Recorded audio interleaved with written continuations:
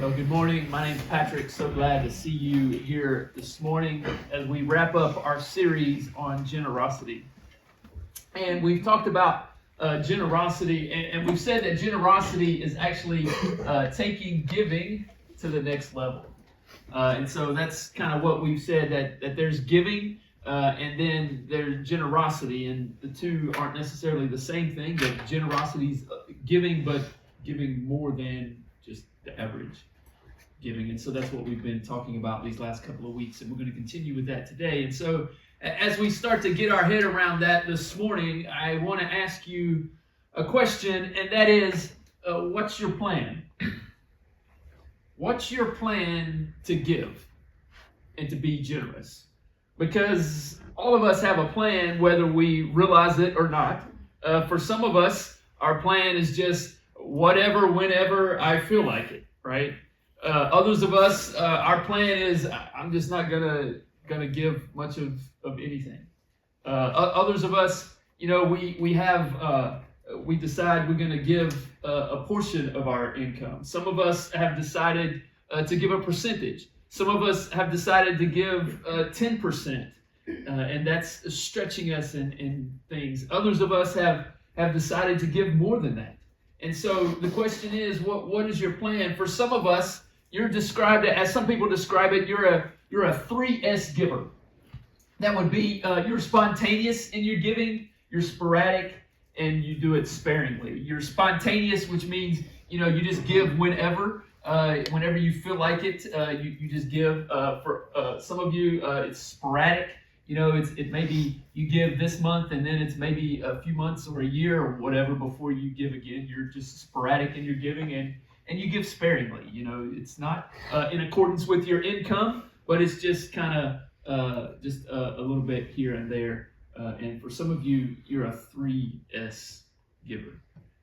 And so just what the idea is here, what is your plan? What is your plan to give? What is your plan to be generous? What is your plan to support the things that God is doing in this world? And so all of us have a plan, whether we realize it or not, whether it's strategic or not. We all have a plan that we are applying in terms of our giving and our generosity. And so as we think about what our plan is, the idea is that Paul, he was a leader of the New Testament church. When the church kind of got going a few years later, he became one of the leaders of the church. He ended up starting lots of different churches all around the Mediterranean rim, and he wrote lots and lots of letters to different churches. And in some of those letters, he would tell these churches, he would encourage them in their generosity and those kinds of things. And he did that in lots of different churches that he wrote letters to. But he also, in one particular letter, he told them, hey, you need to have a plan. And he kind of told them and laid that out for them. And so I want to look at a couple of things that Paul said. And so today, because I think that'll help us in terms of understanding that we should have a plan and understanding what that plan could look like. And so Paul, like I said, he wrote several letters to several different churches. He wrote multiple letters to a church in Corinth, and we have two of them have survived antiquity today, and so they're called 1 Corinthians and 2 Corinthians. They got really creative when they named those letters, but they have survived and they have made it into our New Testament. And so Paul is going to share some things with us about that. And so I want to look at one thing he said in the second letter, and then we're going to go back to the first letter. So hopefully that won't confuse you. And so in the second letter, he's talking about the Macedonian churches. Right? And he uses them as an example to the church in Corinth that he's writing the letter to. And so he says, in the midst of a very severe trial, so he's talking about the Macedonian churches. They were in a severe trial. He says, in the midst of that, their overflowing joy. So get that, right? They were in the midst of a trial, but even though they were in the midst of a trial, they had overflowing joy. And in the midst of that, and their overflowing joy and their extreme poverty, they weren't just poor, they were really poor. to the extreme. He said, even though all of that was true, even though all of that was going on, he said all of that welled up in rich generosity. He said the things that they were going through a severe trial, but yet they had overflowing joy. It's because that they counted it a privilege to have received the message of Jesus, that Jesus was truly the Messiah, that he had come and that his death and resurrection made a way for them to have a relationship with God the Father. And so because of that, because they counted it a blessing to have heard that message and to have been able to accept that message and put their faith and trust in Jesus and have their sins forgiven, that somehow that welled up with joy inside them.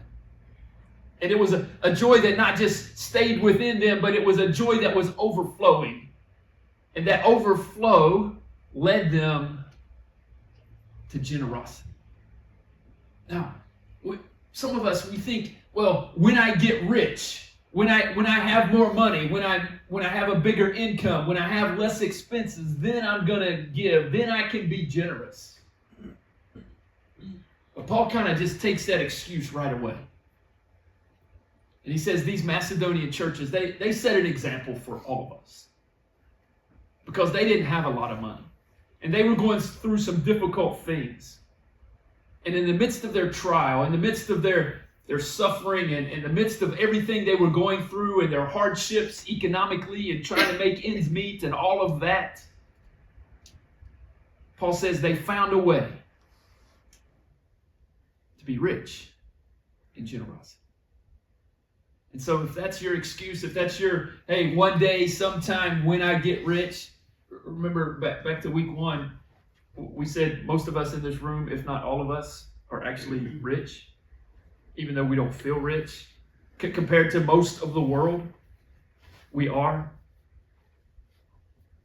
And so, but even if you don't feel rich, there's still no excuse, because Paul says, hey, the Macedonian churches, they were poor. They were dirt poor.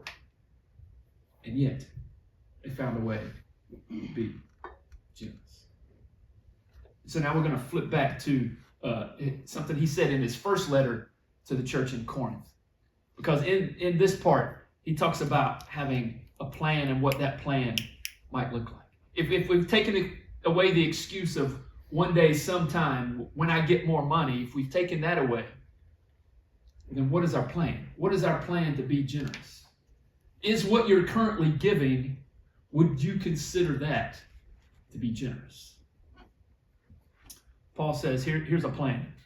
He says, now about the collection for the Lord's people. Now, this is something that is for, as he's writing to churches, and so he's writing to followers of Jesus. And so if you're here today and you're not a follower of Jesus, he's not expecting you to do this. He's saying, you can play along if you want, but there is no expectation for you to do this. And so he would never require you or ask you to do that. And so if you're here today and that's you, we're not asking you to do that. You can play along if you like. If today is your first time here, or you would say you're new here and you're still trying to figure out, is 419 going to be your home? We're not asking you to participate if you don't want to. That's completely up to you. But Paul says, for the collection for the Lord's people. Now this collection that he's taking up were for Jewish Christians in Rome. And he's taking up a collection because in Rome, at this particular time when he's writing this particular letter, there was some things going on in the church in Rome, and they were under severe persecution. And so much so that they were having trouble making enough money to live on because of the things in the Roman society at that time. And so they were having so much trouble making money to live on that Paul says, hey, we need to do something about that. We need to take up a collection for them, and we need to send it to them so that we can help them out. He says that's the loving thing to do. That's the right thing to do as followers of Jesus. And so he said that's the collection he's talking about. And then he says this. He says, do what I told the Galatian churches to do. In other words, I'm not just telling you here in Corinth. I've I've told all the churches in Galatia. There's multiple churches there that I've told this. And so this isn't something I'm just asking you to do. This is kind of a model here. This is a plan for all the churches. This should be taking this kind of mindset. And then he gives us the plan. He says on the first day of every week. So this is not sporadic. This is not spontaneous. He says, let's get a plan here. And the plan is on the first day of every week, each one of you, not just those who are rich, not just those who are poor, but each one of you, not just the leaders of the church, not just if you feel like it, not just if you have some extra money laying around, each one of you, he says, should set aside a sum of money.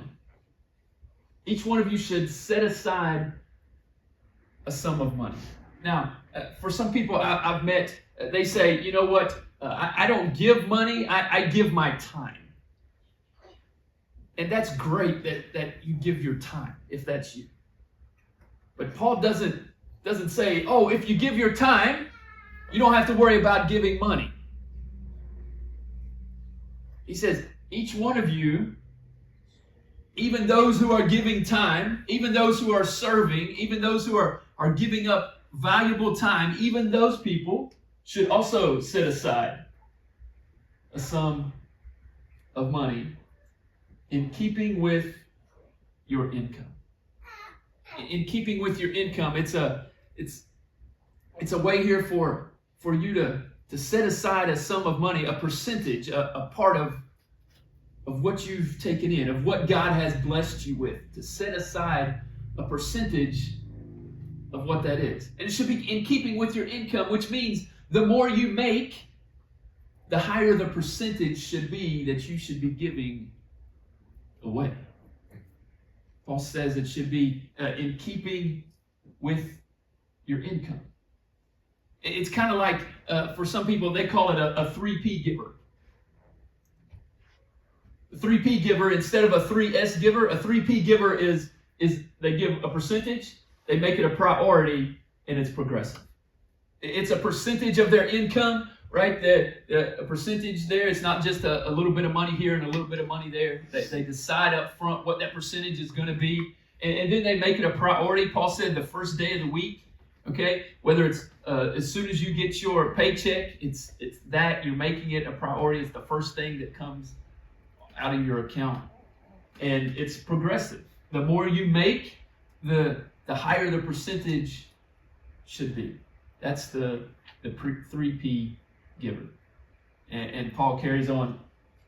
So, in keeping with your income, saving it up so that when I come, no collections will have to be made. That's what Paul said. Paul said, no collections will have to be made. In other words, hey, when I come, there's going to be no pressure because you've already saved it all up. When I come, I'm not going to have to show you pictures of those kids in Jerusalem who have nothing to eat. I don't have to show you those pictures and play the song and play on your emotions and coerce you and beg with you and plead with you and manipulate you. I don't have to do any of that because you've got a plan.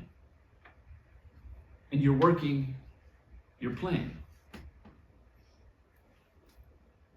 So was Paul's idea in terms of how he was teaching not just the church in Corinth, but all of these churches that he was involved with. He was teaching them to have a plan to be generous. Because as we've said from the beginning, we've said that as we follow Jesus and as we learn to do that and as we make progress in following Jesus, that we're taking steps toward that eventually, at some point, Jesus is going to speak to you about taking that step of becoming more generous. Because Jesus followers are generous people. So Paul finishes up and he says this. He says, then when I arrive, I will give letters of introduction to the men you approve and send them with your gift to Jerusalem. If it seems advisable for me to go also, they will accompany me. So he's saying, hey, look, when I get there, what I want you to do is I want you to pick some people and to take that money that you've set aside and take it to Jerusalem. I may go with him, I may not, I'm not sure yet. But this whole thing about giving, Paul says, is not about me. He says, I'm accountable to all of this. But this is the plan, and we're going to get them the money that you've saved up. And Paul holds himself accountable in this way. And so I want you to know from the front that everything that we every donation that comes into 419, we give 10% of that away. 10% of that goes outside of 419. Some of it goes into our local community to do certain things in our local community. Some of it goes to plant churches in different places around the world. Some of it has gone to Western North Carolina to help with the things that are going on over there. 10% of everything that comes in, we are committed to trying to send out, to trying to model this idea for you. And not only that, but our desire at some point in the future would be for that to increase. As more money comes in, as we're able to do more things here and get some other things in place, our hope and desire would be that we would be able to do more outside of this church. And so hopefully at some point, someday, one day, that percentage would increase. Because this isn't just something we're trying to get money from you. We want something for you. Because Jesus connected your giving to your heart. And Jesus says, wherever your giving is, wherever your wallet is, wherever that is, that's where your heart is. So that's what we're trying to do here. We're trying to teach you and help you develop a plan to support your local church, but a plan to give toward the things of God. And as you do that, there's something that happens within you, within your heart, that is connected to God and following Him. And so we're trying to help you or encourage you, for those of you who've been doing this for a while, because it's all connected to that. But if you're saying there today that, hey, I don't believe all that, I don't want to, you're just trying to get money, then give it somewhere else. I've said that the entire series. Give it somewhere else. If you don't trust us, if you don't think that we're being honorable here, if you don't think we have your best interest at heart, then give it somewhere else. Give it to the people in Western North Carolina. Give it to Samaritan's Purse. Find another charity you like. If you don't want to do that, if we have another option here for you, we have the giving tree that we've talked about outside. We have options for that, where you can take a tag and bring a gift for kids that may or may not have a Christmas. And we're asking that you bring those unwrapped gifts on December 8th, and we're going to celebrate all that you've done. The first week, we had tags out there, and before second service started, you took them all. And so we went back during the week, and we got more, and we had more last week, and before the second service started, you took them all again. And so we've got more today.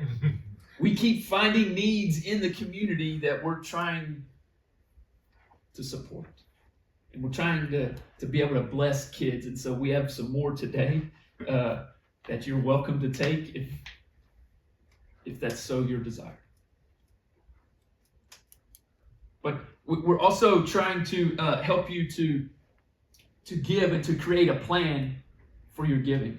And so we want December 8th to be kind of like that jump start, that kick start for this to happen. I've been talking about throughout this series that I've been encouraging you to take that envelope that we gave out the first week. And if you don't have one yet, you can get one on your way out. We've got somebody out there. We're going to hand those out if you don't have one of those. But we're just asking that you bring your envelope on December 8th. We're gonna make a big deal about it in the service. If you don't want an envelope, if you want a digital option, we're gonna have that available too. But we're trying to kickstart or jumpstart this idea of generosity.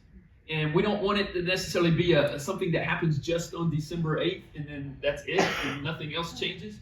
We want it just to kind of be a jump start or a kick start toward whatever it is God is doing in you.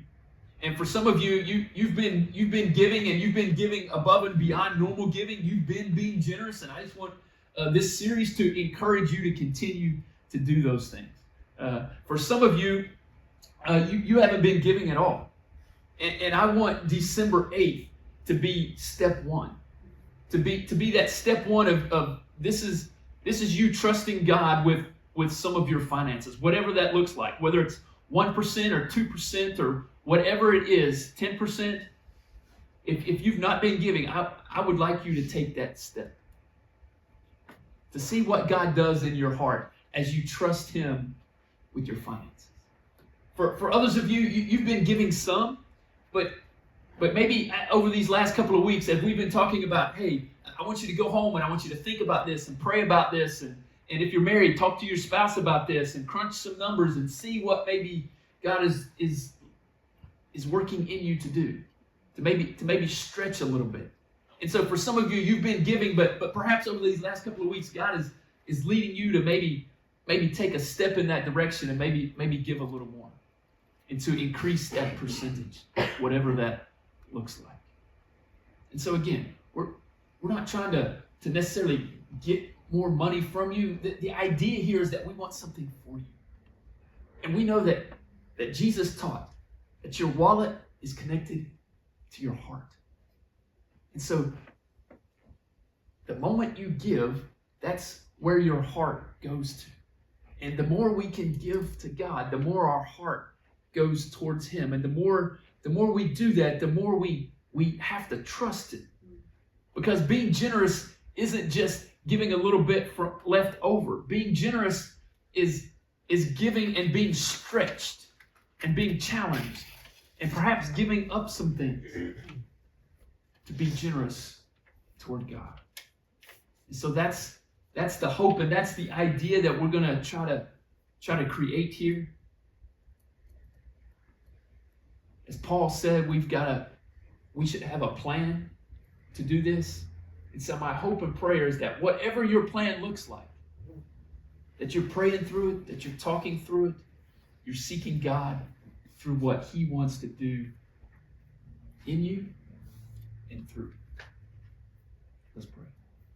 Father, thank you so much that you were generous to us by sending your Son to die for us. God, you're so generous to us. In addition to that, so many blessings that you've blessed us with. God, and that we're blessed to be a blessing. And so, God, I pray that each and every one of us, God, would seek you to how you want us to apply this to our life, the plan that you want us to have in terms of generosity. And so, God, speak to us, God, and then give us the courage to follow through with it. In Jesus' name, amen.